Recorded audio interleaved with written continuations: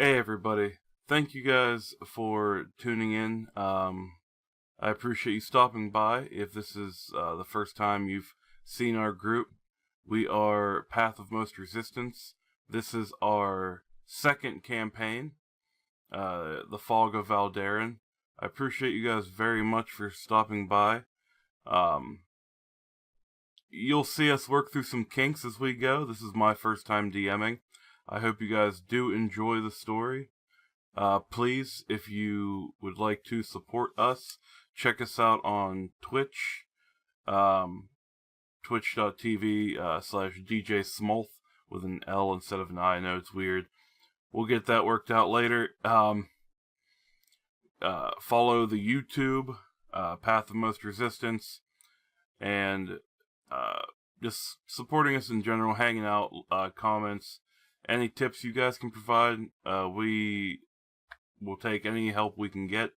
Let us know. Let us know if you guys like what you see. And I promise it will get better as we go on. Just bear with me while I get into being our DM and our storyteller. And thank you guys so much for hanging out.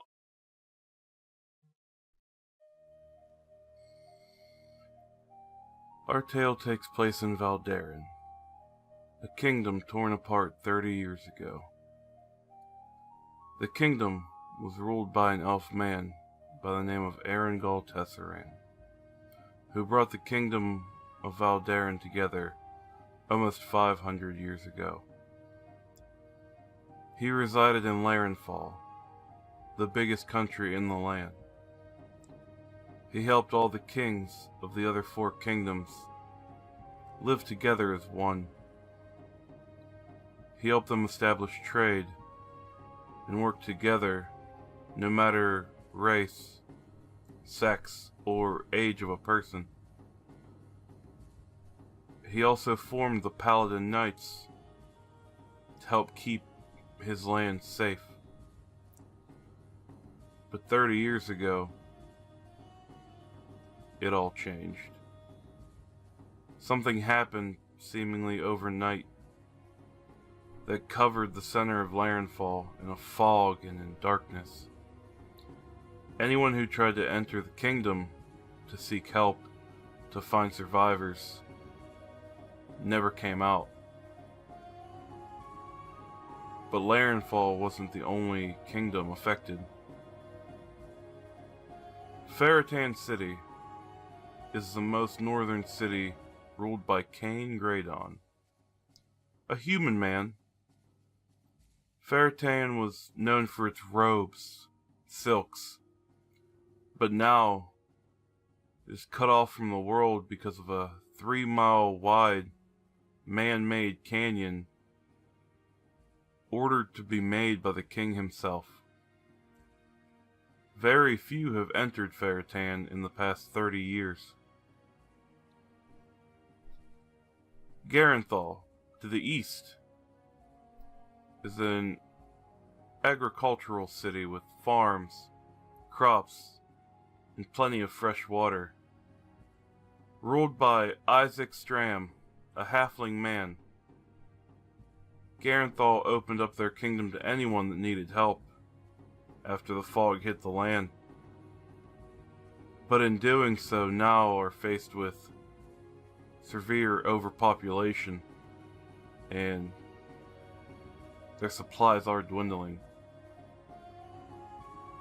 Waldarin is another kingdom, mostly filled with elves and half-elves, and it's southern in this country. The queen is an elven woman by the name of Aurora Evergreen. And while there is no immediate threat in this kingdom, their fear of the past could become their downfall. And lastly, Dungard, the dwarven city to the west, ruled by Ebron Flinton. Dungard has suffered from poverty, with its lack of food being surrounded by mountains, and the lack of trade due to no one wanting to wander out into this world with the fear of the fog looming over. And that brings us here, in the present. We find ourselves in the current state of Valdárin.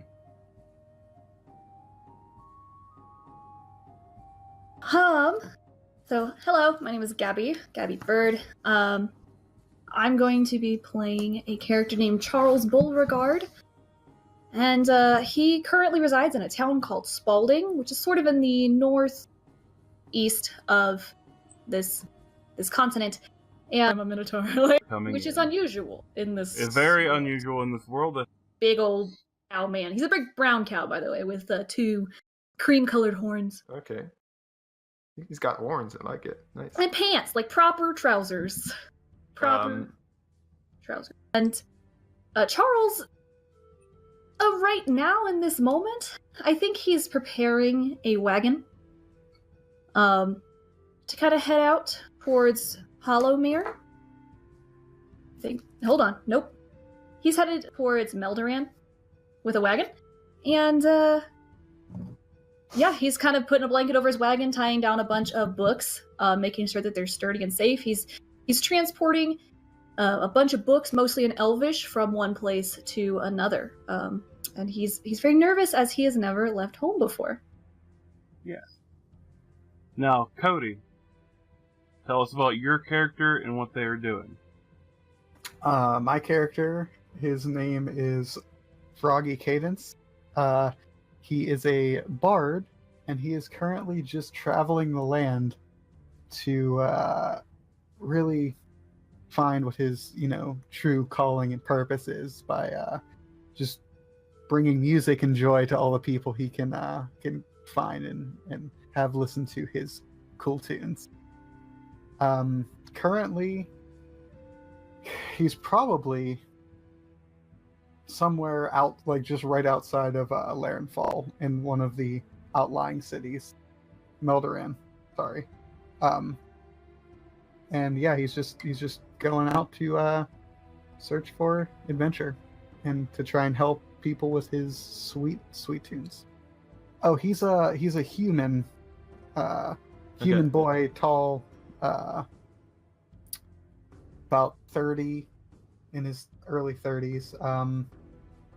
Flowing, just a great mane with black hair and some stubble on his face. It's a real, he's a pretty good looking cat. And he has a guitar strapped to his back in his travels, so pretty cool.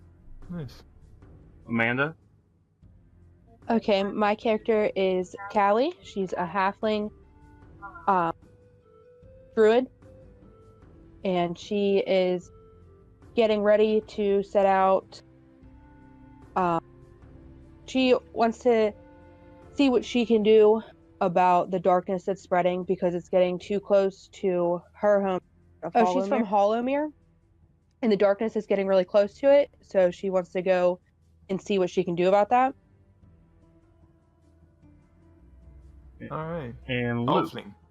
A little man. All right. I present to you Cooper Cross. He's young. He's healthy.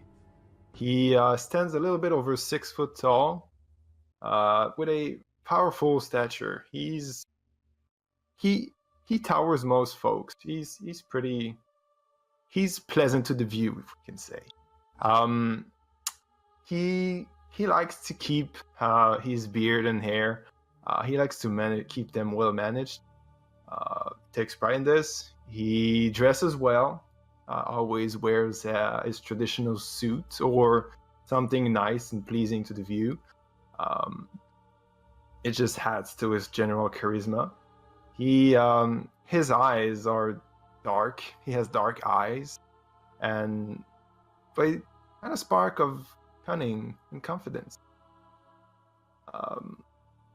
He is on the road. He just got on the road, leaving his hometown of Dawnhold, a little bit to the south and west of Garenthal.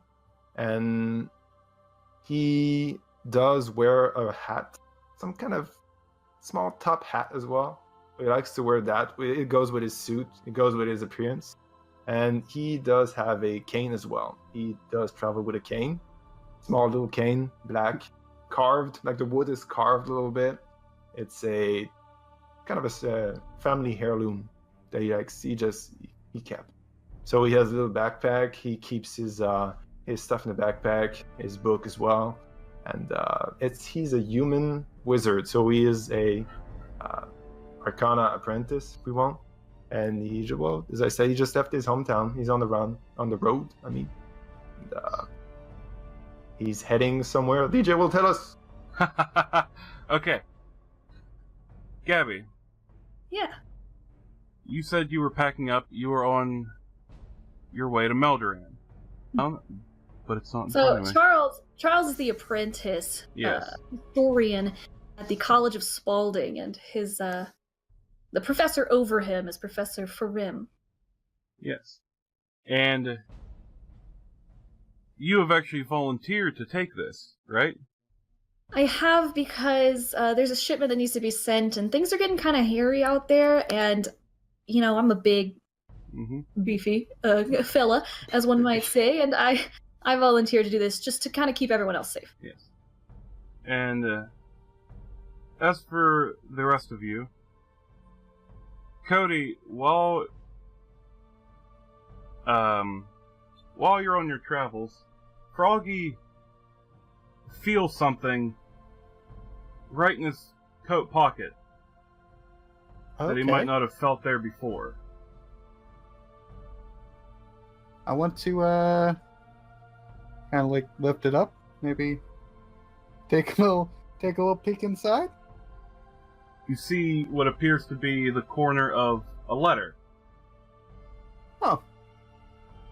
Yeah, I want to whip that bad boy out and be like, how did this get here? I want to just straight up open it. Oh, boy. Magic. Do you read it? Oh, 100%, yeah. Sweet, because that would have been boring. Yeah. I just throw it on the ground. I got new gum paper. So, you read it, and it reads, if you want purpose, go to the crossroads northeast of Meldoran and meet me there.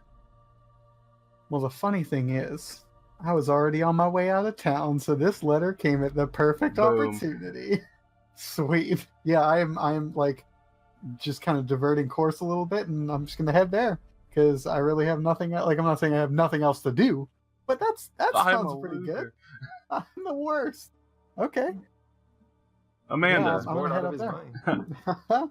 Amanda, some weird, like, you want to help your village. Right. You want to help your community. And you're out, I want to say you're outside one day, today. And a breeze catches the trees and kind of whisks by your ear. And you kind of know where it's coming from, you kind of don't. But it tells you to meet at the crossroads about northeast of Meldoran. And you kind of get the sense that it feels what you're feeling. It wants to help also. Okay. And then Lou. You can call me Similar...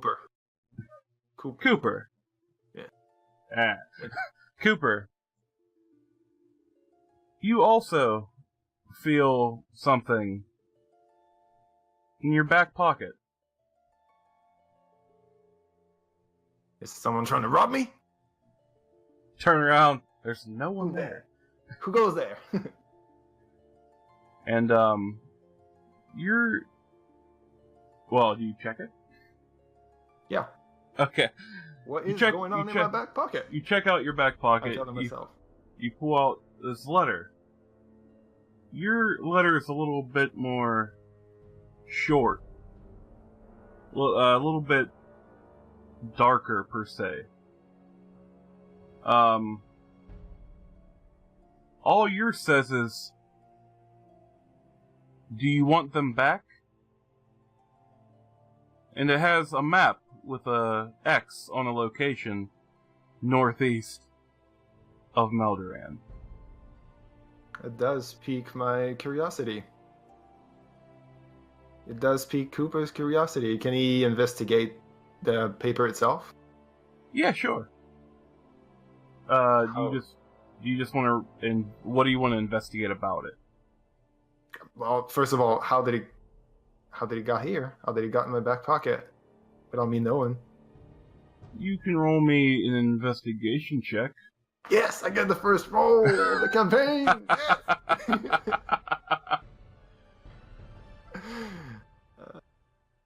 Oh no! Dang it, Lou! I should have thought of that. Why did I was just like, oh, there's this sweet letter in my pocket. Yes. Like I'm you said so investigation, right? Yeah. Okay, I do that. It's a good roll. 14 plus 2, 16. We'll say you, with everything you know that there's a little bit of magics on this letter. There's a little bit of magics on this letter. It's a little bit. All right. I like it. Taste it. It's in my Tastes mouth. like Oh, it's in my mouth. Magic. It tastes magical. Okay. I'll keep Alright. the letter. And so we fast forward to, we'll say, a couple days worth of travel besides Froggy, because he was in Valdárin. But we'll so, say, like, do I just get there? I'm just like, oh, I was chilling in the crossroads. no, coincidentally, you guys all happen to show up around the same time. So you got your letter later. Yeah, we'll say you got yours a little later. It seemed like something might have been planned that you're all there at the same time. Who knows? Nah, that's not how D&D works. That's not how dumb. this works. And so I want to say Cooper, Callie, and Froggy, you guys are kind of just walking, and you guys run into each other on this path.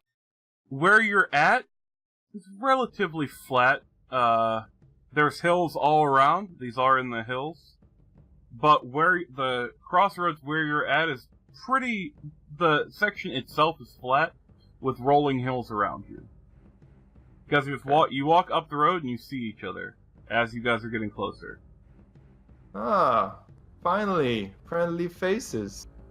Are you the one that did this? And I show the letter to the elfling and the human that I see in front of me. As yours? As I see you walking up, I want to like pull mine out and be like, you are there too? Oh, you've had a little bit of drink, right? No, I'm sorry. How rude of me. The name's Froggy. Adrian! The name's Froggy. It's super nice to meet you. Froggy, eh? Okay. Yeah. You know, Froggy, that's a cool name. I like it. It's got nice. It's my full name's actually Froggy Cadence. I know what you're thinking. It probably has a nice ring to it, but that's my name. Just don't worry about it. So you got one of these letters too?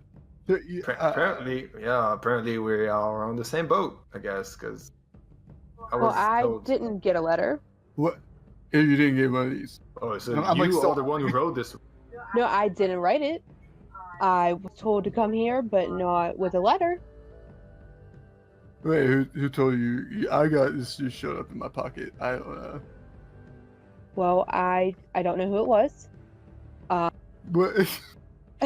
What? I heard a voice on the wind, and it told me to come here, so I did. Oh. So you heard the wind. Yes. Let me get this straight. Okay. What? You? No further questions. Well, all right. I mean, I'm gonna let it go, but it's just weird to me. I'm not saying it was the wind itself, but I heard a voice through the wind.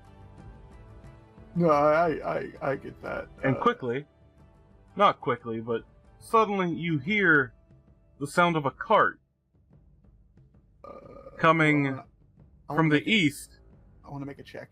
And that's where, alright. Can I make it? Oh, wait. Yep. We all, is it, well, no, I was going to say, is this, we all hear this cart? It's something that sticks out a lot. Oh, okay. Gabby's character's coming in. Oh, okay. What's up? That's what he said. What's up? No, he said. So you hear like a cart, like squeaky, and there's like 2 horses, I think, pulling it.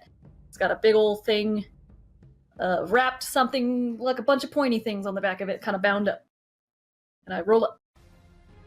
Oh man, as you're pulling up, Froggy kind of starts getting out his instrument, and it's like, this is the perfect opportunity to show everybody how cool I might be.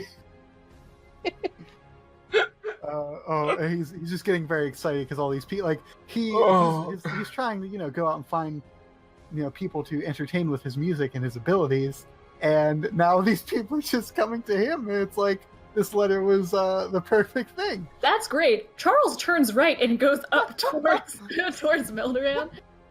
Well, as those weirdos. as you're passing, everyone make me a dexterity saving throw. You gonna run us over? Throw. What is wrong with you, Gabby? No, this is for everybody. Dexterity saving All your throw. rules. I got a 7. I have a +6 to dexterity, and I got an 11. Terrible.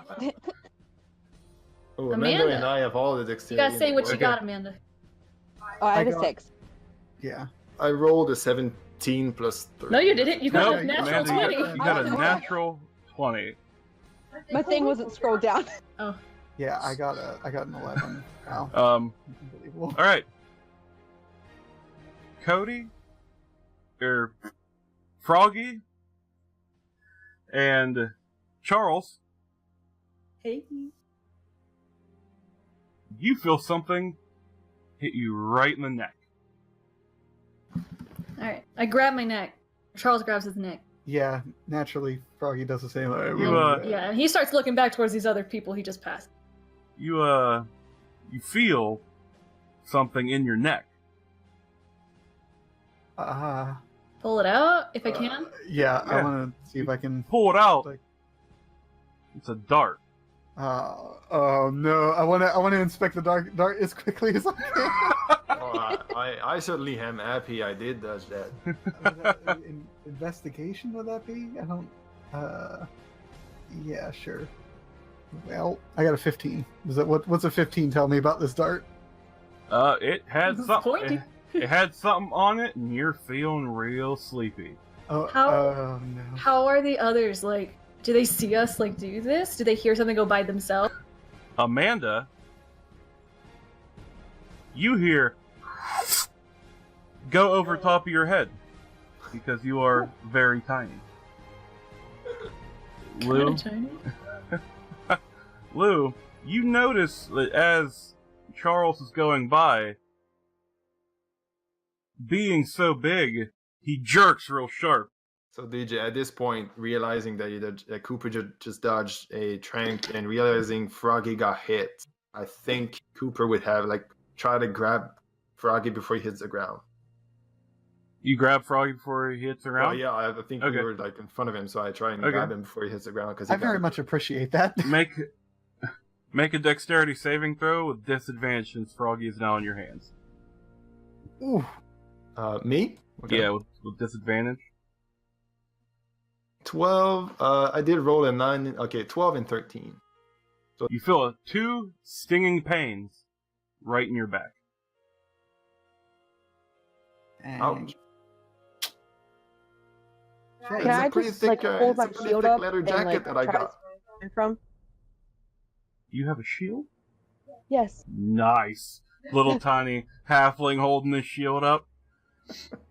And Cooper, you start to... No, you're asleep. You're just out. As soon as I hit your back, you're... That was a 17. So like he tries to grab me and then just gets hit and is like, oh, and falls No, on top of me. you fall on top. Because he grabs you, scoops underneath you, and as you're falling into his arms, he gets hit and just falls backwards with so you. I fall on top of him. You fall in my arms. Okay. Callie, Ship it. all you hear is just loud thumps. Oh no. But I can't see what's making. Why don't you go ahead and turn around? There is a Goliath standing right behind you. And he just so ever lightly taps you over the back of the head with his mallet, knocking you unconscious. Doink. Oh no. We're in a real way here, guys. I think that was friendly for Goliath, right? Yeah. Friendly. Yeah, it could have been worse. It's greedy. And you guys have passed out for a while. Like a day and a Holy half. cow. Jeez. I needed sleep, that's fine. And you're woken up in a horrible way. Just getting splashed with water right in your face. Hey, what are you doing? Oh, Water in the face, it was unnecessary. And where are your manners? it's really dark. It's Oh, yeah. really I dark. don't have night vision. I do not have any kind of night vision. Neither do I. I've got dark vision for 60 feet. DJ, do we Okay. have our hands? Are they tied? You notice that your hands are above your head, Oh, dang. and you cannot move them.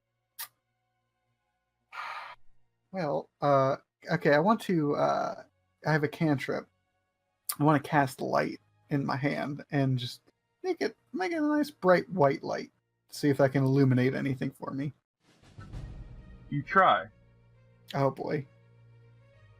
Nothing happens. Nothing. And when you do Oh, this, when you open your hand to cast light, Cody, Yeah. you notice that your fingers actually hit something, as if there's actually something over your hand Oh no.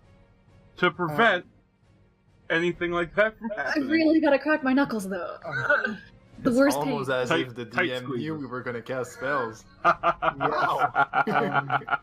I like it. It's just sadistic enough. My kind So- of DM. After realizing this, Froggy, of course, is going to.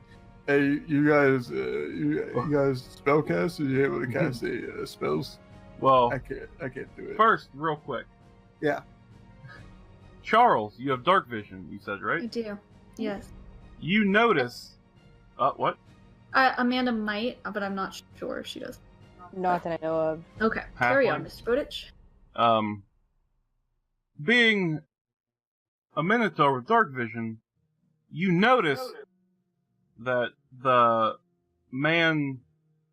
you see a man in front of you throwing water on everybody to wake them up. And he looks short, stocky, with a long beard. You notice, Is it Santa? you notice, since you are very educated and you see a lot of people come and go from where you're at, that it's a dwarf man. And he's waking everybody up. And he Okay. starts to put these buckets, stack them on top of each other, pick them up, and he starts to walk out. Oh, sir, please come back. Hello? Can I get your name, at least? You see him stop for a minute. He just turns, looks back over his shoulder, and just, kind of like one of those sighs when you just hate your job. Keeps walking and shuts the door. That's a little rude. I'll talk to your manager. Nothing happens. Is my guitar still strapped to my back, or is it gone? I'm so happy you asked. Oh no! I could crush your dreams. Crush my guitar.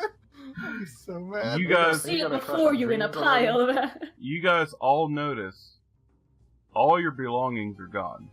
Wait, are we Like even naked? her armor. My pants. Are we naked? Armor. No, you have your like stuff you would wear under your shirt, your pants. But all your armor, all your weapons, all your belongings, all gone. Wait, As long as Cody I wanna still has know. his band teeth. Yeah. Do I feel something on my hands? Can I try and maybe force my chains or something? I want to get out and make movement sound. Can I try that?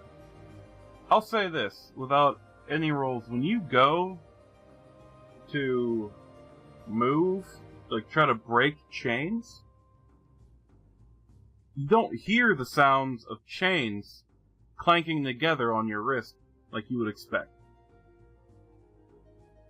Okay. The only thing that you see is the smallest light from a torch that looks like it's coming from the far left side of the room. And it's just one little torch, and this torch is about 60 feet away. Now, as for me, what am I seeing? Is it how tall, how far? I can see 60 feet. You can see 60 feet. You can tell that all of you guys are on a wall. Across the room from you is the door that this dwarf man has exited. Mm-hmm. And in 60 feet all around you, you can see that there's maybe hay scattered about, and it looks like people might have been putting it in the shape of beds or sleeping there. People have been here before. I do like hay. Is your dark vision black and white, or is it? Can you see colors? It's black and white. Yeah, all you can see is hay everywhere and what looks like water on the ground. Okay. Yes. At this point, Cooper will try and cast a spell. I guess the same result as Froggy. What are you trying? What are you trying to Trying to cast? cast light. Just try and light Oh, my hands. well, since you couldn't see what Froggy tried to cast, and as you cast it, same result happens. The door pushes open, and someone comes in. And you notice it's this dwarven man again. And he's just coming in. It looks like he's carrying some stuff down the hall to the left. Like you said, Gabby, you can see 60 feet. And it just looks like to the right, there's a wall. To the left, looks like the room could go a little bit past. Okay. And you just see this dwarven man carrying some stuff. Looks like old pieces of armor, old weapons that he's carrying across this room. Oh, we can all hear him at this point, right? He is making a lot of noise. He is not trying to be quiet now. Can the See? others of you see? Can you see anything? I'm blind as a bat. I can see a torch over there. It's pitch black for me. Yeah, I can't see mean, anything. There's a man here. He's a dwarf, and he has items with him. Sir, what is your name? Hello. What's your weapon of choice? I'm sorry. Are you I my just poison? need to- Are you telling me to pick my poison? I prefer a nice brandy, personally. That's God, Oh. I hate it. Really, I mean, the only weapon I Oh. need is my guitar, so I can slay. You know. so an Slay axe in on- that case. And I like you. I like this bowl. Do you want a long sword? Do you want a long sword? Do you want a dagger? Do you want an axe? Do you want a hammer? Pray Well, tell, I what is mean- the context for such a weapon? What I want is for you to unchain me, sir. I mean, if we have to pick, I yes, would go with a I'm with that. rapier, but No, we're trying to figure this out, sir. What? Hold on. No, I like this one's question. Why are we chained? It's not my place to tell you. You'll find out here in a few hours. It's fine. So your place Well, it's is to not- give not us fine. weapons. It's not fun. It's really It's I'm fine. quite itchy. Listen, you'll be able to join this army. It's fine. You'll figure it out here soon. Army. I can't. You'll see. It's fine. It's fine. I have to get these ready, or it's my hide. Okay? Pretty sure that the situation I'm in, I would not qualify this as fine, sir. Yeah, We've all been here. We've all done this. this. Here. I couldn't even if I wanted to. I'm sorry. I couldn't even if I wanted to. I wanna. I want to see if I can use some persuasion on this boy. And I rolled a 9 on that. Rolled a 9. I literally cannot, even if I wanted to. Like I said, I'm only here to fix these. As he holds up the nicked swords and shields, and he's like, you can't see in the dark, can you? He goes over, he grabs the torch, and you just see him grab it and kind of touch it to the wall, moves it a little bit, and a ring of oil that is around the room lights up. So now you can see the entirety of this room. Magic oil. No, it's not bad. It's just oil that seeps in this drain that goes around. Now So now you can. We can see that it's a dwarf, right? Yeah, it's a dwarf man. He sits at about I'm gonna say 5 foot. He's pretty big for a dwarf, but he's about 5 foot. Okay. You can he has red beard but black hair, and he. What a weirdo. Right? Red beard, black hair, yeah. Okay. And he's just carrying these swords and shields. You do notice now. This is not something I'm gonna make you roll for because it's everywhere. Yeah. That there's hay everywhere. You can see that in the corner he has a pile of swords and shields that are just over in the left hand side. There's a little door over there that has bars on it, so you can see into the door to the left. That looks. The only thing you can really see in there is what seems to be a furnace of some sort. And on the ground, Charles, the water that it looked like was there, it's actually blood. Maybe it's just juice. Maybe, Charles, maybe. Maybe. Find out soon enough. So, am I to understand this as a prisoner situation? I like to look at it as more of like an extensive interview, is what they used to call it when I was here. Oh, jeez. I mean, can I call you Mr. Owl? Is that let me. My name is Dorbley. What? Like you're adorably nice. Right? Oh boy! Just like my mother. I like this, Froggy. It's a good one, Froggy. I like you. And he continues walking, puts down the sword and shield in the pile, and goes into that room. He closes the door, and after a few seconds, you hear what sounds like an anvil, hammer and anvil. Oh, jeez, you guys. I know I just met you all, but I don't think this is good, you guys. I don't know what we're really doing here. And he's offering us weapons. Yeah. Don't worry, Froggy. It's fine. What? You have the same definition of fine that gentleman does. I quite think we should be trying to get out of here. Now, while he's gone, I want to try to pull my things apart, my hands apart. Roll a strength check. Okay. 18. Sweet. So, you guys see Charles, this Minotaur, big thing, pretty big fellow, big Big guy, brown fur, shirtless. and you see him just kind of. What are you trying to flex on us, Mr. Charles? And you actually pull your hands apart. And okay. Yeah, and then they go right back up. I want to try the same, but trying to go lower. Roll me a strength check. Wolverine. Come on. 13. Yeah. How low are you taking your hands? I want to break the thing. I want to break the wall if I can. All right, so you bring your hands all the way down to your waist. Mm-hmm. And as soon as you hit your waist, your hands go right back up, but it goes up with such force that it seems like any harder, and you might have broken your hand with how hard it hit the wall. Now, do we feel something around us, or just that? You don't. There's like it's more like a force field. You feel a hold around your wrist, but you don't feel any rubbing around your wrist. Okay. We can't see even though there's light now. Oh, you can look up. And okay. Give me. You know what? No, it's. I'm gonna say. That's true. I want to look at my hands. I'm sorry, but you look at your wrist, and just ever so faintly, there's just a blue light that is around your hands, real faint. Okay. Can we try and get our hands like outside of that blue thing instead of forcing against it, just slipping through it?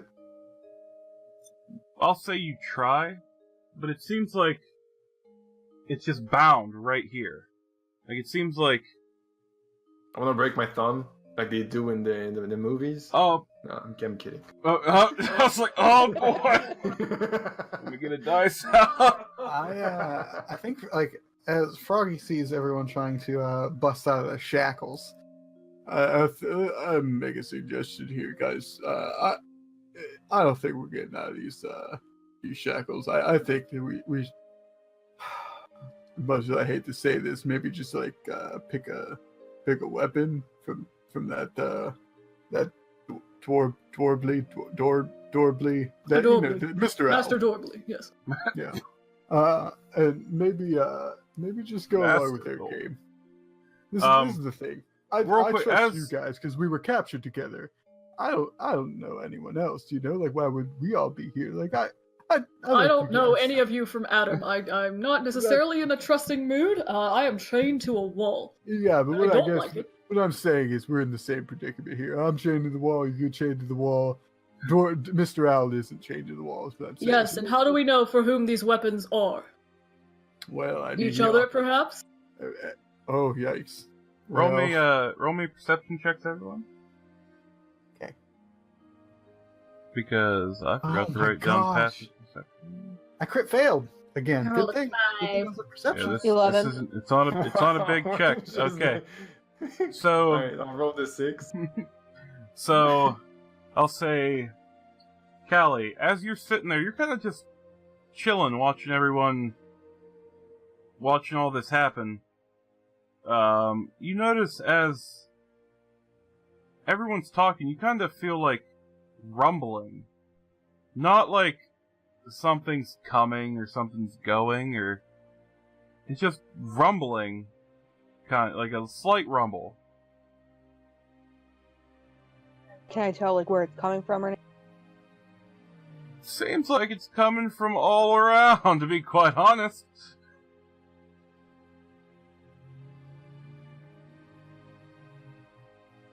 Okay, I don't know what to do with that, so I'm just gonna tell them about it. Okay. I don't know if any of you guys feel it, but there's just rumbling everywhere. I had no clue about being What's up with honest. that? Thank you for letting me know. As she says that to everyone, after you guys stop talking, you guys just listen. And it sounds, you can hear the rumbling. You can feel it a little bit. It's nothing major. It's nothing that seems... If you weren't chained up, it wouldn't seem peculiar. But... Kind of like a truck passing overhead, or like a cart passing on the next level or something. Kind of like a bunch of footsteps. Oh, yikes. Like there's a crowd? Yeah. He mentioned an army. Can we hear them sing? You don't hear singing, you just hear footsteps. You can't really make anything out. You just feel the footsteps. All right, I'm kind of curious what we are now. I think I'm starting to regret coming to that spot with that letter. Should have thrown that piece of paper in the garbage. Oh my gosh, my books! I gotta get out of here. Hang on. Doorblade! I think that might be the least of our concerns. Doorblade! Doorblade! My books, Dorbly! You see Dorbly. You don't see him, you just hear... Dorbly, my books! And then shut like a door over top of the cage door that you see. Like Dorbly, thousands of gold! So much money and history! I'm just like... Uncultured. I'm sorry. That was too far. Dorbly! Oh, jeez. And I'm gonna say after about 10 minutes, 10 minutes of Dorbly! Dorbly, please. Please come here and make it stop. Please, Dorbly. Make it stop. After about 10 minutes, Dorbly's door does open. Okay. And Dorbly comes out in front of you. And he just simply asks, What's your weapon of choice? Pancakes and water. I need a rapier. We don't have rapier. You get a long sword, short sword and shield, hammer. That's it. How about pancakes and water? You got that? Pancakes and water. Listen, I don't want to see you guys get hurt. Of course not. I'm told that if you don't tell me a weapon, you don't get one. Please just pick a weapon. The sooner I get out of here, the sooner I get back to my books. Give me a long sword. Okay. Short sword. I'll take a long sword as well. Alright, come on, guy. One more time. Please, just pick a weapon. Please pick a weapon. Dorbly. Cooper, maybe just pick a weapon. Cooper, maybe just pick one, man. I got your back. Dorbly, I don't like any of those weapons. I'm pretty sure you have my weapon somewhere. Where is it? What? I need my cane. Your cane? Yeah. You need a cane. I need my cane. Like a cane! Dorbly, I'm not gonna say it again. If his cane is with my books, I would like to go with him. I'm gonna look over at. He just shakes his head and then takes everything you say, and he walks out of the room back to where he came from, and Oh, and my crossbow too, please. you notice that it gets quiet. You notice the rumbling stop, and you notice that like your hands go from being above your head to slowly coming down in front of you.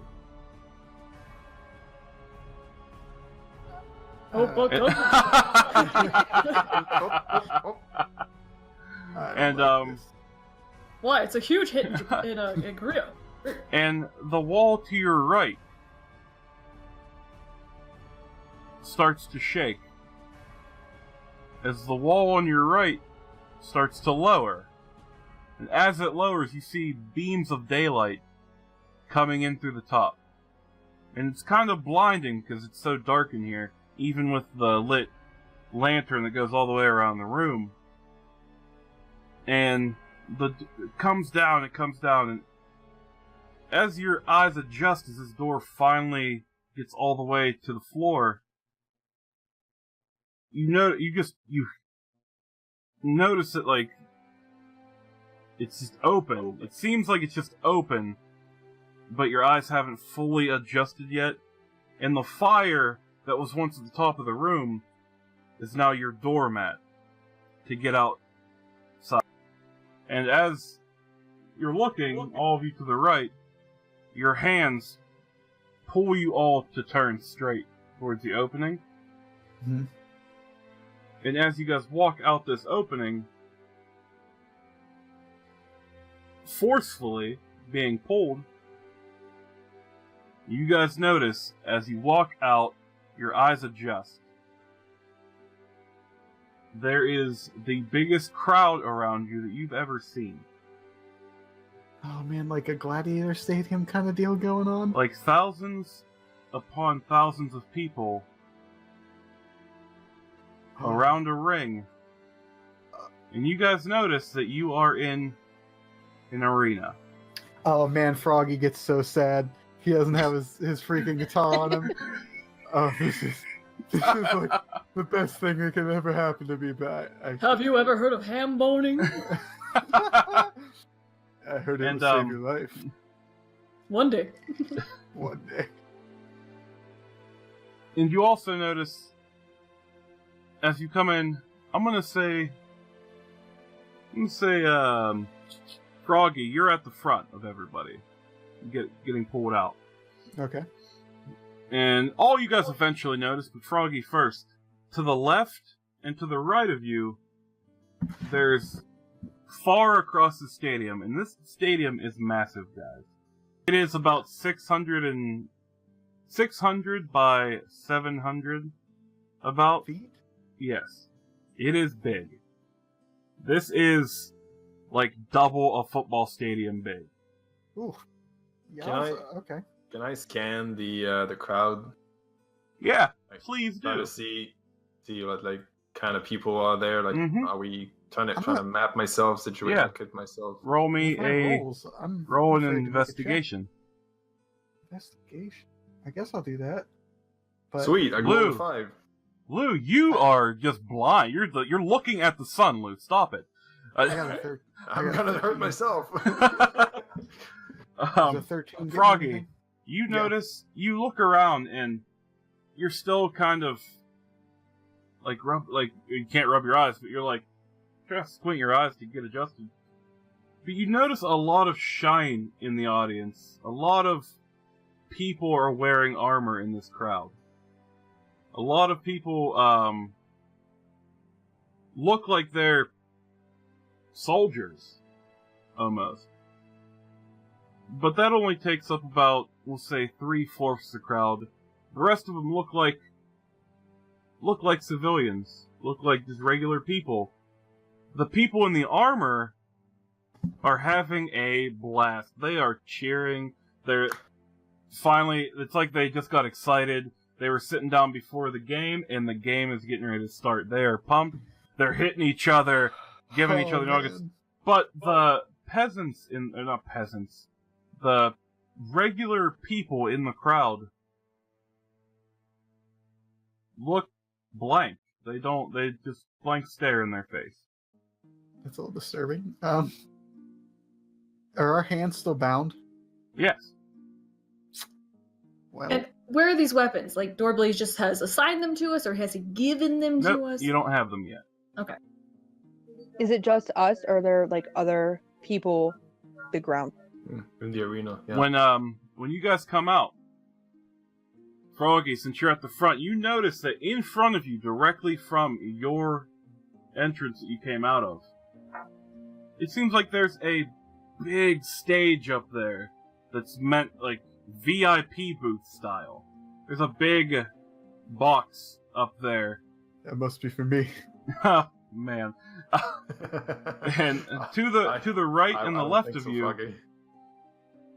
kind of like it wise off at you, to the right and the left, at an angle, there's 4 more people on either side also coming out. Same situation where it looks like their hands are in front of them being pulled out.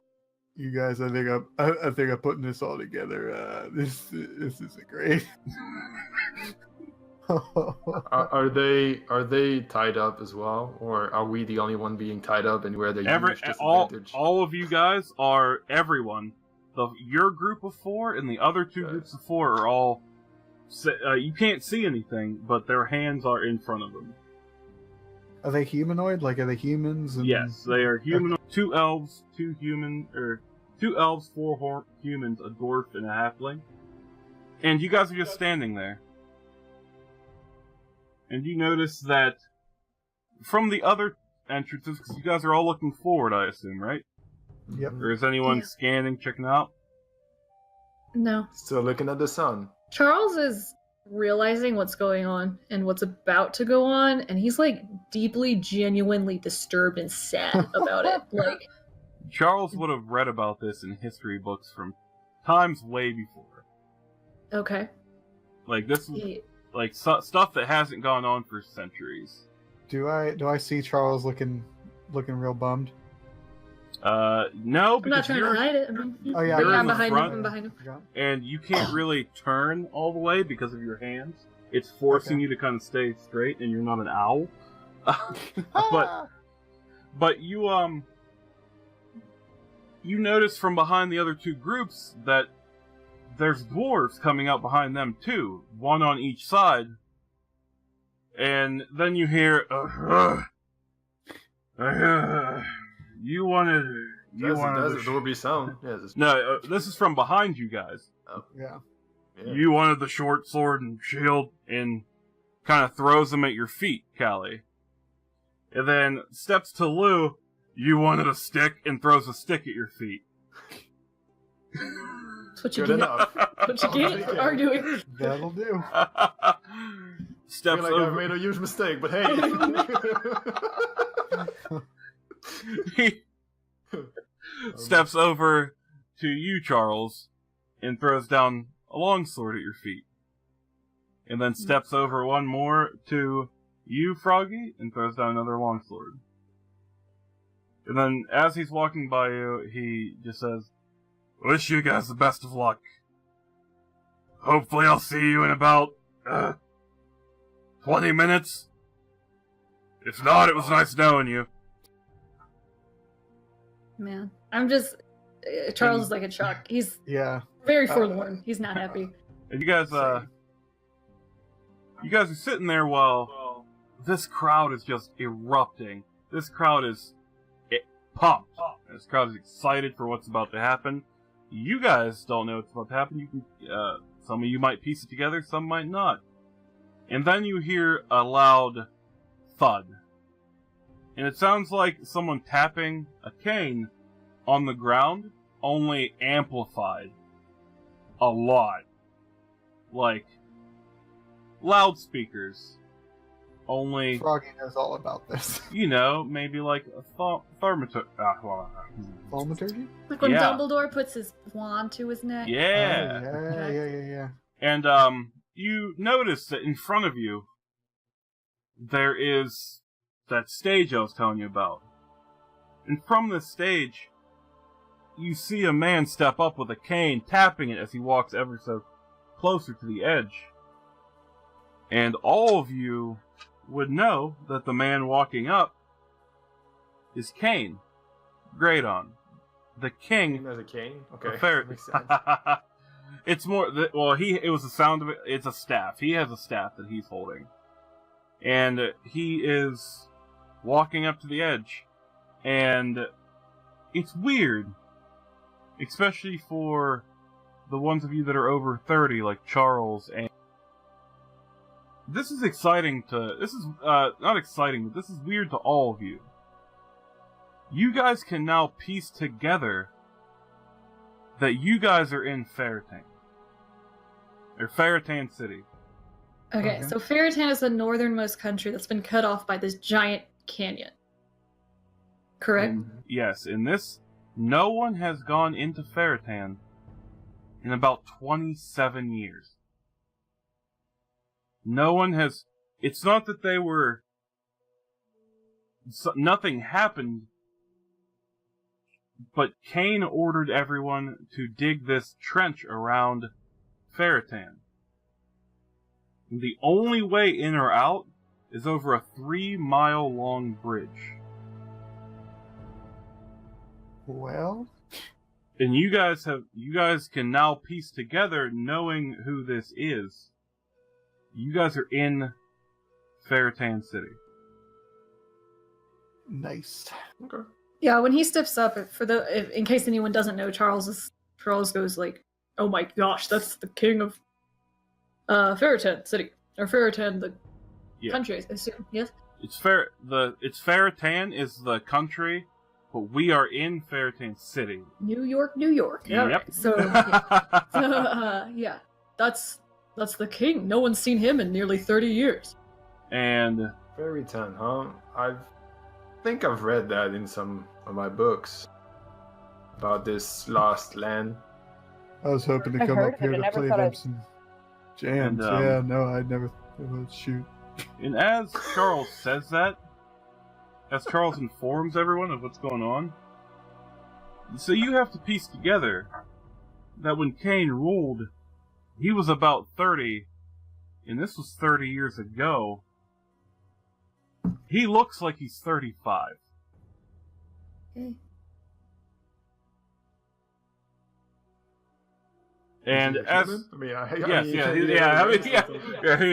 he's a human man, and well, we know he okay. And as he comes up, he just stops and puts his hand up.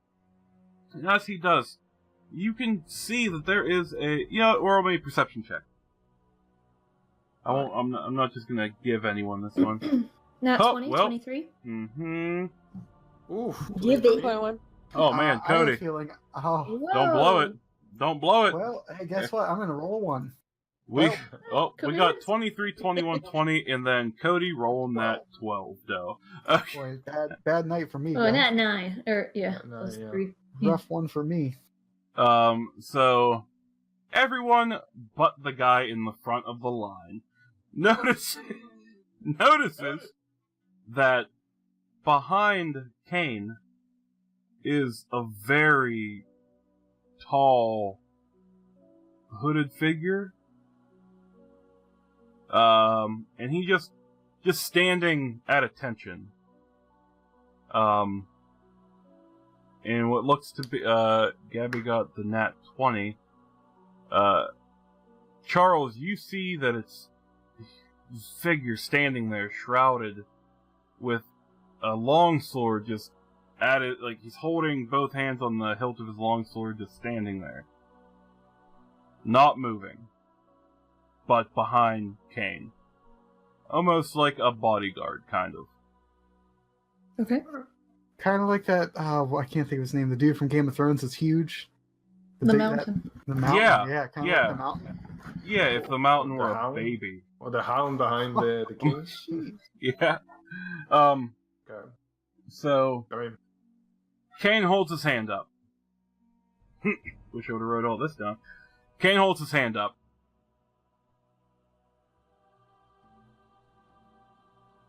People of Ferrotan, are you ready to see your new warriors? And, the crowd goes nuts. No. I can't hear you, Gabby. What was that? Not ready. No. Not ready. Not ready. And the crowd goes I'm more of nuts. an entertainer than a... Oh, jeez. And he looks down directly at all of you, scanning all 3 groups of 4. And it's like, you have the honor of trying to join my ranks. All you have to do is survive. And you get to become part of my army. The army that will take back Valdárin.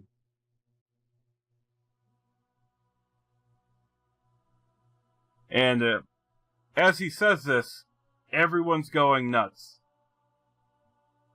And like I said, he's booming. His voice is over, even with the crowd cheering, he is over top of all of that. And he was like, and then he says, there are 3 groups of 4. Only one group can go on from here. Which group that is? That's up to you.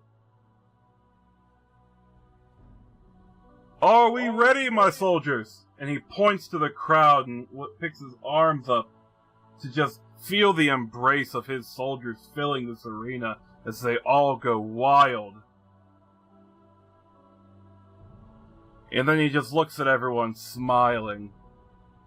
Let it begin! And he stabs the ground with his staff. And instantly, you feel your wrist free. Okay, I'm kind of relieved. And then I look down at the weapon that's been waiting for me. Yeah, Froggy's gonna just grab that sword straight up because he knows what's up. He knows what's going on. Yeah, I'm gonna grab the short sword and shield too. I'm gonna grab my stick. I don't grab mine yet. I kind of look at it, and then I keep looking from it up to King Graydon. Foggy, Charles, and Madam. Madam. What's your name again? I'm sorry, I didn't hear. What's your name? What's your name again, Madam? Oh, I'm Callie. Okay. Oh, well, Callie, nice. Trust me, I'm not pleased to meet you under these circumstances, but I think we will have to work together on this. What are you suggesting exactly? That we wait here, we let those two teams figure things out, and then we just, And then we just what? Well, basically, I think you say it will be the janitorial team. Here. I got We'll a stick. I'm just gonna put that stick up top of their head and just they fall down. It's pretty simple. Yeah. All right. Are you not gonna fight for your life? I'm with Cooper. I got music to play here. I don't have my guitar, but I gotta get out of here. So. Dexterity saving throw for. Oh, crap. For we're going to say. Charles. At disadvantage because you are. It's a 16 at disadvantage. Good moves. Charles, with your big minotaur ears, you hear coming right for you. So you just kind of duck real fast. And as you duck, an arrow goes right past you into the wall next to the tunnel you just came out. An arrow? That seems unfair. Okay. How far am I from this tent platform, this booth with the king? You guys would be the farthest away because it is across from you. The other two came from the angles around the other side, like a stadium entrance kind of, and you guys are the most far from it. Okay. I leave the sword on the ground. I'm like, we've got to appeal to him. We've got to talk to him. And I just start running towards the booth. As you're running towards the booth, you see him very, very noticeably slap his knee and laugh. And you hear him, as his voice is still kind of carrying, but not talking to you, but talking to people around him, other sets of just his close friends around him. But it's not like they look thrilled, they're just there. And he looks back as you're running to him, and he's like, "Ha! A minotaur! We haven't had one of those in years!" But you still hear this as it carries. As Cooper saw Charles leaving, he's gonna grab the sword and run behind Charles. Grab the sword, grab the stick, and run behind Charles to carry. So as you guys get closer, what are you doing, Callie? And what are you doing, Froggy? I kind of want to look over at Callie and be like, should we go with? We're kind of a team. I think we should probably go stick together. Yeah. So we're gonna see Cooper run after Charles, and we're gonna run as well. And as you guys get closer, the other two groups, you notice that the bow came from the front person in the right group. It's an elven guy who immediately picked up the bow and tried to shoot Charles with no hesitation. And with you guys going into this melee, you're running in between both groups. Let's roll initiative. Oh. 101. Charles, come back here, you maniac. Yeah, I rolled a 19. 10 for me. 10 for Cooper. Man, I'm having terrible rolls today, guys. 13. Okay, I'm going to roll with both groups separately. That way, both groups will have their own. Alright. I got pickle. Rolled a 9 and a 2 for both groups. So, you guys are running into... You're running right between these two groups. And the guy who had just attacked on the right side is now trying to rack his crossbow back. It kind of seems like he doesn't know how. Oh, so it's a crossbow with a bolt, not like a bow and arrow? Yeah, it was a crossbow with a bolt. Okay, yeah, those are hard. So first up is Gabby. Hello, yes, hello, hi. Okay, so I'm running between these two groups as we're all kind of converging towards the center of this arena. And when I hear the king talking, I'm just gonna go, my lord, Lord Graydon, so good to see you're alive. It's very good to hear. My lord, don't you think I would personally be better suited for like an advisor situation? Do you have a nice library, perhaps? Something of that nature. It is so something loud knowledgeable? In this arena. You can barely hear yourself talk. So just mouthing to him. You can barely hear yourself. Alright. Yeah, and so I kind of notice he's not. Yes. Alright. Great. Okay. I'm like, great. So I just want to keep moving towards him as far as I can get. So I can move 40 feet towards the wall. 40 so feet. I will start it. I'll start it after you ran 20 after the initial. Okay. You're running 40 feet. Mm-hmm. You might be a fourth of the way there. All right. Cool. Yeah, well, I'm just gonna keep running towards him, and that's my turn. That's my turn. Amanda. Are the other groups like close to us yet? You are at this point. You're all converging on the middle. Well, I'm gonna say the other group is now there. You guys are all 60 feet apart. I don't think I can really do anything except try to follow it. Okay. I'm not close enough. That is correct. Unless you want to chuck that sword of yours. Well, no, because then I don't have it. Yep, that'd be a horrible decision. So you want to move your 25 feet and end your turn? Yeah, I guess. Alright. Lou. Yeah. It is Cooper's turn. Okay, so Cooper started. He grabbed the sword that Charles left behind. He grabbed his stick, ran behind Charles for the first 20 feet. Seeing as Charles continued going towards that booth, right in the middle of those two other teams. Charles is not gonna pursue. He's gonna stop here. Gonna say, first of all, Charles, this is madness. You gotta come back here. You're gonna get yourself killed. We need you. He's gonna plant that sword on the ground so that it's easy to reach. He doesn't have to just plant it on the ground. He's not gonna use it because he doesn't know how to use it first.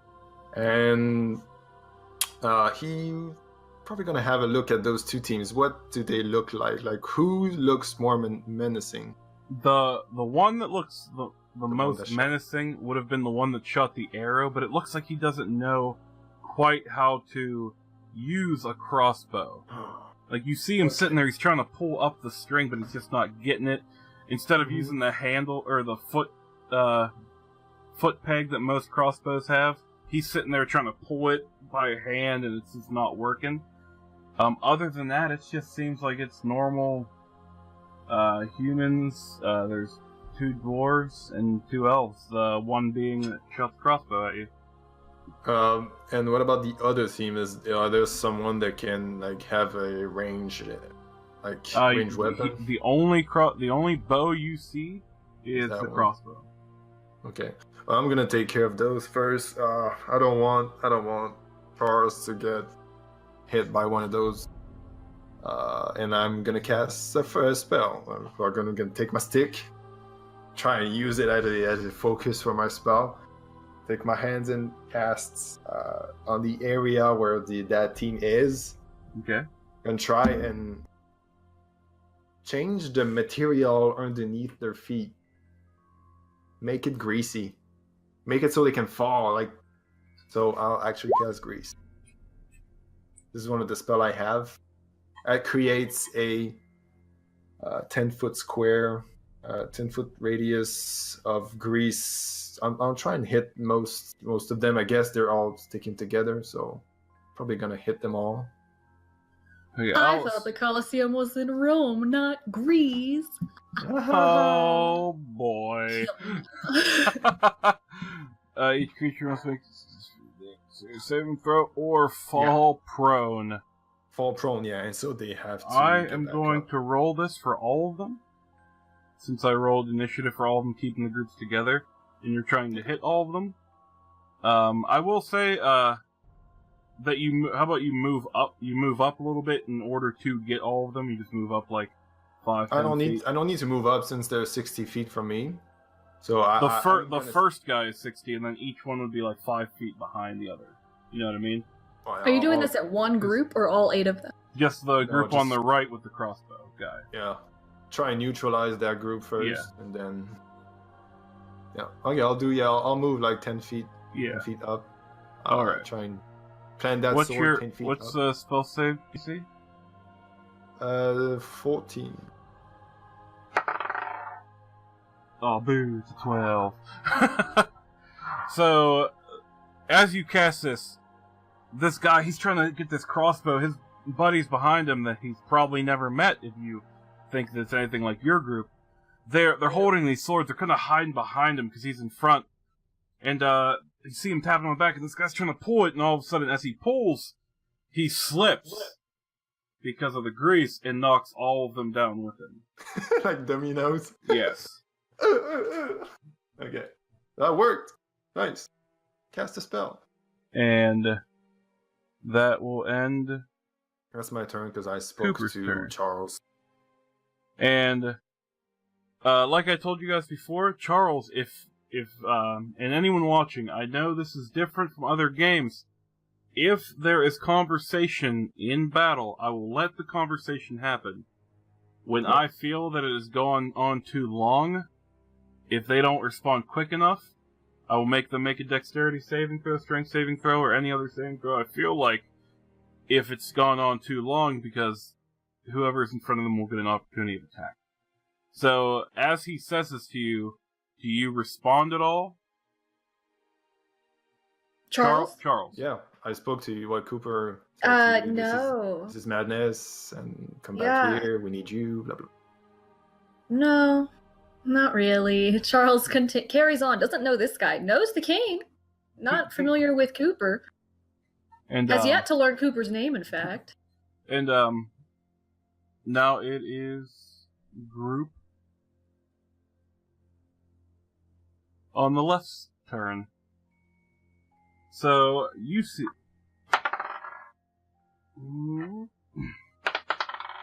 What's your AC, Gabby? Why? What do you need to know? 13.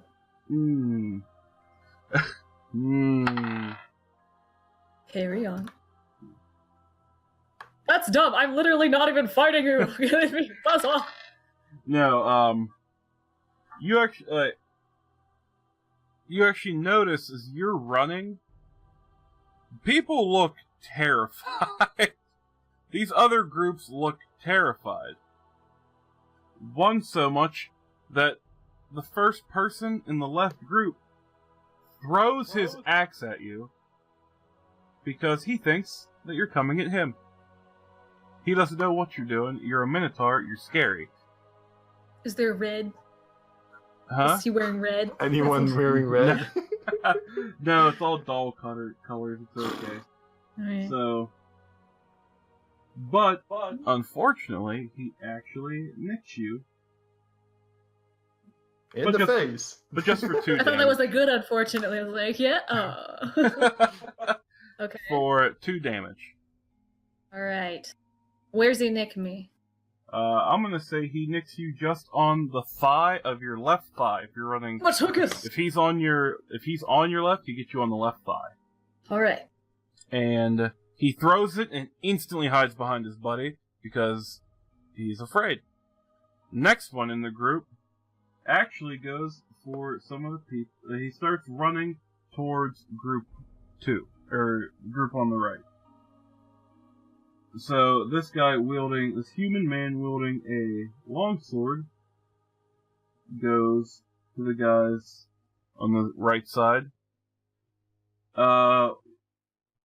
So that's all of his movement to get there, and we'll say he's still about 10 feet away, and he has a... Not that guy threw his axe, he doesn't have that anymore. And no, he can't reach them, so that's his movement. So now there's a guy from the left, over next to the group on the right, and seeing that their buddy just went to the right, and the one guy no longer has an axe because he threw it, and it's at your feet right now, Charles. What an idiot! Yeah. The other two pursue their guy that has left them to go fight the group on the right. So that's their movement. All of them are now on the right side, and there is a fight between these other two groups on the right now. So wait, the one on the right is all in their bag. I mean, they're all completely. Every one of them is. That's why they probably went over there, because they were like, "Those guys are easy targets. Let's go finish them off." But the one that threw the axe is just standing there because he is. He's a little boy. Not really. He's just scared right now. So just to get this straight, there are 3 groups total: us, and then the group on the right and left of us. Correct? Yes. So the group to the left of us ran over to the prone group to try and just take them out. All on the right, except for one guy on the left. Okay. Is the one guy on the left the one that threw the axe? Yes. And he looks terrified. So he is wonderful. Okay, cool. You're up. I'm up. Yeah, okay, I thought that's why I thought you were getting ready for something. So, Callie, you ran over to the group on the right, or did you run to the left? I was running straight after Charles. Oh, okay, so you're like behind. Okay, I'm just trying to get a visual where everyone is. So it's Charles, and then Cooper, you're behind Charles still? I didn't pursue the last. I only ran like 10 feet up, enough to cast my spell. So I'm still 60 feet away from that group on the right. Right. Okay. Yeah, I'm not straight behind Charles. We'll say 50 because you moved the 10 feet up. You know what I mean? Okay, we'll say 50. Yeah. I'm just trying to. We'll say 50. Oh, man. Okay. Froggy is going to run up and try and get Callie's attention, and yell, "Callie, let's get the guy on the left. We gotta just get through this. Look, I got music to make. We gotta go." And as he's saying that, like running kind of toward her, he's gonna like veer off to the left and head with his sword drawn toward the one unarmed boy on the left. How far away is he from 60 me? feet. Okay, so I'm gonna run 30 feet and just keep running in his direction. When you do this, yeah, he literally pees himself. When he sees you coming, he is so frightened and terrified that he pees himself. Okay, I have an idea. So as I see, I'm sorry, it's not funny, but like I had an idea in my head. As I see this, Froggy is starting to formulate a plan as he is running toward people. Okay. And I'm done. I'm heading like that. No, group 2 being on the ground, Lou, do I have to make another saving throw to get up? They fell prone. I think it takes your action to stand. Yeah, I wasn't sure if I had to still check to see if I even could first, though. Duration, difficulty for the duration. So difficult terrain. I think it doubles the amount of movement you need to move. So halves it, you mean? Move, halves it. Yeah. So I can, but they can stand up though. Okay. Yeah. So these guys all see the other group charging them and hurry up and try to get up to their feet, and that is all of their turns. Gabby. It's pretty good neutralization. Yeah. Part of me, like as Gabby wants to grab that axe, Charles doesn't care. He's gonna keep running towards this wall and try to get as close to this wall as he can to try to approach the king. So he just continues running. How? Okay. So you can run and dash real quick. That's true. I can run and dash. Mm-hmm. When you can run your movement, then dash your movement again. Yeah, you're right. When you start to get closer,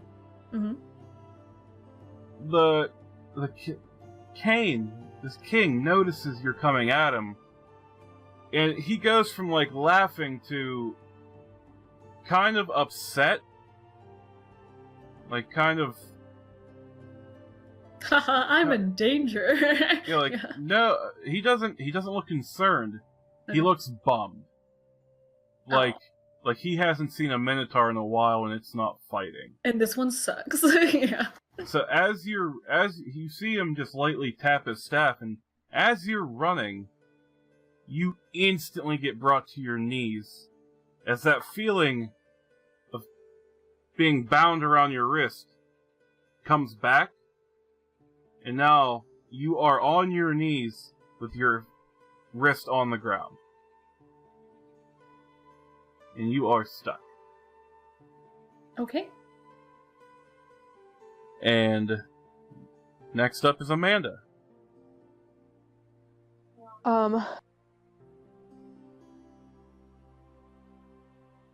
Alright, so I think she's gonna run after the guy that's still on the left. The Froggy was running towards. Okay. You are 35 feet away. Within 5 feet's melee range, right? Yeah, if you're within that square, the next. The square next to it. Yeah. I only have a 25 speed though. Oh no, you're not. You're a slow person. You got you're a like little short. You're like this. I mean, you can barely attack. Maybe he comes towards them just a little bit. Maybe. Nope. He is literally terrified. He falls forward a square. Like he's trembling and can't move. Okay. I'm gonna yell out to Charles and be like, Charles, we can't fight this. Like, I know wrong, but we have to. And speak a little louder, you're cutting out. I wanna yell to Charles and tell him, like, I know this is wrong, but we have to do this. Like, there's no other way to get out of here. And can I use the cantrip Thorn Whip? She rolled an 18 and rolled 1 damage. And when she hits this man that is weaponless, he acts like she chopped off his arm, rolls on the ground, and is crying. He did not like that. And now we are going to Cooper. Okay. So I guess, can you tell me, DJ, if Cooper can perceive that these group of people are not, like, they shouldn't be here. They're not made for this. They're not, like, they don't belong in an arena. Roll me a perception check. I'll tell you, you can 100% tell the guy on the left. It's not. Yeah, exactly. Because they don't know what to do. The guy, like, everyone he dropped his crossbow. The others don't know what to do. You can tell by the way everyone is like. Okay. The other group is now approaching the other group, and the way that they're going they're about, not tactical about it. They are not. These are just people. Okay. So just like that's what Cooper will do, I think, in this situation. So Cooper just did sent the whole group on the ground. He sees another group reaching to them. How far are they from the first group? They are 60. They are 25 feet away from the other group now. Okay. And I am still 50 feet away. They are in Greece. They can't reach me. I'm gonna move 20 feet forward, and Cooper is gonna address everyone in front of him. And he's going to try and intimidate them / persuade them. Everyone, stop fighting right away. You don't stand a chance. We mean you no harm. You do not need to shed blood. Drop your weapons. We will not harm you. Go ahead and roll an intimidation. Okay. You said intimidating. Are you trying to intimidate or persuade? Kind of both. I'm going to say roll intimidation because of the setting we're in right now. Okay. 19. Roll 19. So you do this, Lou. Or you do this, Cooper. And you see everyone kind of just stop because they don't know what they're doing. And they're all just looking at each other and yeah, we don't want to fight. We just don't want to die. And right now they are engaging with you. Mm-hmm. What do you say to that? Drop your weapons. We mean you no harm. You don't need to die today. As the guy in the front holding the crossbow, he's shaking, trying to get it back. He sees that you say this. And you see him just drop the crossbow. And then you hear that thud again. As the staff hits the ground, and Kane stands up. And you just hear him yell, "Unacceptable!" And one of the members of the second team, and the guy holding the crossbow, one of the team members that ran to the guy's team with the crossbow, and the guy with the crossbow, both get forced down into this position where they're on their knees. That grease and the other. Yeah. Where they're in the grease, but they're on their knees, and it looks like their hands are bound, kind of like Charles is right now. The only difference is they don't stay in one spot. They immediately get violently drugged to right in front of the booth where the king is. There's a poltergeist in this room. They violently get drugged. It looks like as one of them passes you, Gabby, you can hear the sound of his shoulder dislocate. He's getting pulled so hard. Mm. And then they get flung right in front of this booth. And the king stands up and he is livid. Good. And he looks at you guys, everyone over in this mesh of people right now. And he just looks at you and says, "You will fight, or you will just feed the beast." And as he says that, it's like the ground underneath these two just disappears in the snap of a finger. And they fall. And then the ground comes back with another snap of a finger. I saw Star Wars. No. Oh, what is that thing called? Well, there's the Sarlacc pit, and then there's the one that Java has that he chokes with, or she chokes with. And then he looks to this other group and he says, "Now fight." And then sits back down and picks up his goblet and just watches. He goes, "Ah!" Immediately. Is it still my turn, or no, I'm gonna say with the perception and intimidation, we're gonna say that your turn's over. Can I do just one small action before my turn ends? What action? I want to break that take I have. I want to break it into and throw it on the ground in front of the king. You want to break it in front of the king? Break the stick I have, which is basically useless for me. I just want to break it as a sign of rebellion and throw it forward. Just to tell, at the same time, that means that I'm not going to fight these other teams, I'm not going to harm them. Kind of want to tell them in that way that Did you see what just happened? You do this, Lou. You break it. You throw it in front of him. Yeah. And he smirks and just lightly taps his cane on the ground. And as he does that, you are bound to the ground. Your body, your arms pull you entirely to the ground. And it doesn't feel like just your hands, Lou. It feels like you are laying there, arms down, legs down, and your neck is even down. You cannot move. And then he looks to the sunshine at least. And then he looks to the other group and says, "Which one of you want to go home?" And now, with the other group's turn, you see them look at each.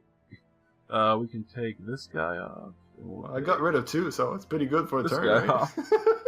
You convinced them to give up, and then you killed him.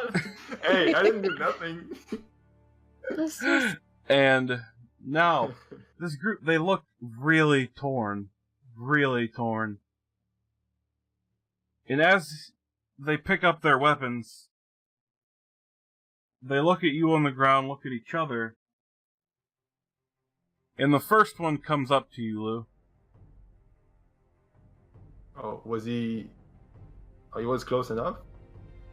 You said you moved up another, I moved like, I was, maybe 40 feet away from them? You were 20, I was 30 feet 40. from them, yeah, I moved 20 feet, and, but they were in Greece, so they had to get out of there. You could see that one of them starts to come towards you, Lou. Like, they're walking in your direction. Okay. But as one of the guys from the group on the right start walking towards you, one of the ones from the group on the left shove their great axe in that one's back. Oh, jeez. 4. Sorry, buddy. Keep these dice organized. This is insane. Haha! He's dead. Oh no! Lou, good job. Like, in my mind, I just imagine the whole time when that dude did that, wasn't looking at the guy he totally just shanked, was looking directly into Cooper's eyes, like. You're next. Eye contact. That wasn't my intention, I swear. So as of right now, there are 2 left from the group on the right. 1 left from the group on the left. 2 if you count the Piddle Boy. And I do. So. This whole time, I'm still running at Piddle Boy, like, Aah! Thirsty and stuff. Yeah, like with a look in my eye. So the 3-2. So you have 2v2 going on over on the right and Piddle Boy over on the left. And now they are... That was that, guys. He is going to retaliate for his buddy getting shanked in the back.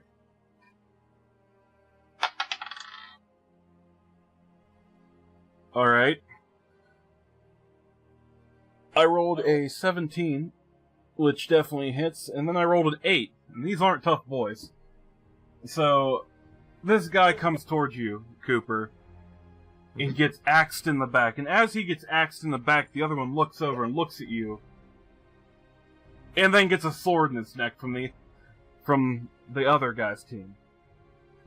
So, I'm gonna do better next time about giving these guys more distinction. I'm just gonna throw it out there. This is bad, I'm sorry. But now it is a solid 2v2. And Cody, it is your turn. There is great. 2 people on the right. Okay. Or there's 3 people on the right. 2v1 on the right. And you have a crying man that you are going after right now. Oh yeah, I'm still... Let's do this. I'm still running at him. And as I get up to him... 30 feet away from him? Yeah, I should be able to just use my full distance to get right up on him. I'm going to bring my sword down right at his neck. Right to his neck, but stop. And before I go any further, I'm gonna get in real close, like one of these, and like go right up to him, say,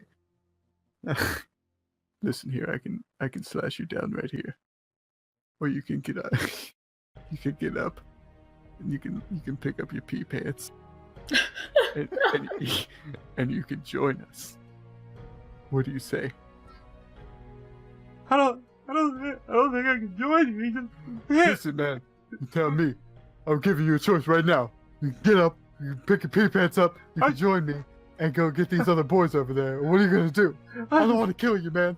I just want to go home. I just want to see my mother again. Don't you see they're gonna kill us, man? What's your name? My name's Aaron. Aaron Winestone. Aaron P. Pants, alright. So, are you with me? I can't. I'm supposed to kill you. Listen, Aaron, if you don't come and join me right now, I'm gonna have to. I gotta cut you down. Because they're gonna cut me down. Did you see what they did to those two other boys? Do a dexterity saving throw. God, crap.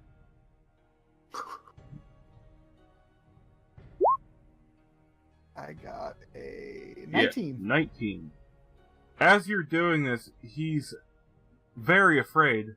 And he scoops a bunch of sand up and tries to throw it in your face. But he accidentally, like, throws it in his own face because he's... Like, he doesn't, like, he just doesn't, he's afraid and doesn't know what to do. Oh, as soon as he does that, I want to grab his shirt with my sword held up to his neck and pull him real close and go, "Wrong move, pee pants." And I want to cut him down. Slice him down. Roll it. Can that be the tagline for this episode? Wrong move, pee pants. If you're going to use pocket sand, use it correctly. I don't have a longsword. Do I just roll my rapier?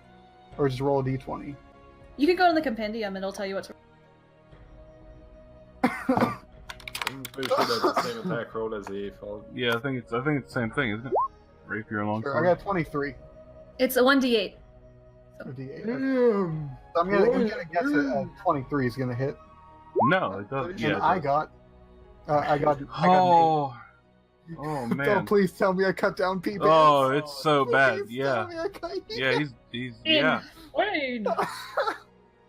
Oh man, can you describe it to me after he's blinded himself with sand? Oh sure, I will do this for you. So this guy blinds himself with sand from the ground, and he just feels you pick him up. But as you say, "Wrong move, pee pants," you just take your sword and you notice as you're cleaving his head off that is a nice sword. It cut really smooth. It was way smoother than you thought. Like it was right off. And yeah, he's gone now. And I have his head in my hand. Boy, I feel a little sick. You had him by his shirt. Yeah, okay. And geez. His so head just falls off, huh? is not on it rolled away. Oh, okay, that was cool, but like, at what expense? Now I got a pee pants in my hand. Dang it. Okay. As you hold him right before your turn ends. Yeah. A picture of his mother falls out of his pocket and lands on the ground beside his head. Oh, this isn't funny, but like... It has a little caption in a little, like, banner. It says, "Petunia Pee Pants." And like on the back it says like, "P.S. Don't pee your pants again, Aaron." She's cleaning yellow stained sheets. Oh no. And next He's writing his name in his underwear. And next. Okay. So you see one of the it's now 2v1 in front of you while you are bound. You see them fighting each other. And one of them takes his short sword and tries to stab it into the last remaining guy on that team's back. But just grazes him as he moves out of the way and he takes 1 damage. And Charles,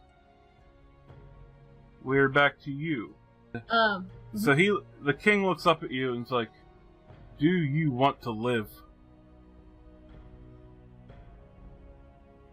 and then releases you once again. Okay. Charles?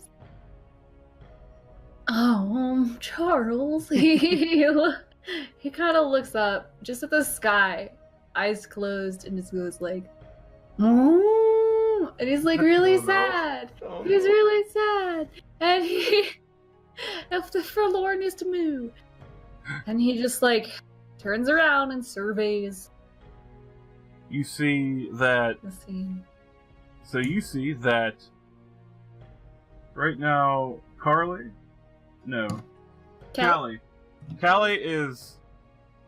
was running towards